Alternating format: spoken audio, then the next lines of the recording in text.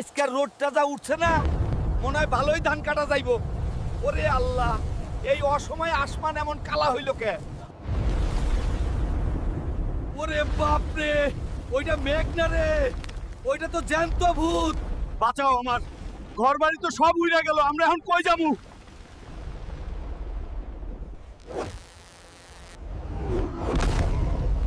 থাম, তুই পাশের চোর গরিবের ঘর নিয়ে খেলা করস। যত জোর আছে খাটা, এই হাল করে এক পাও নড়াইতে পারবি না। আয় নিচে আয়, আসমানে অনেক শয়তানি করছস।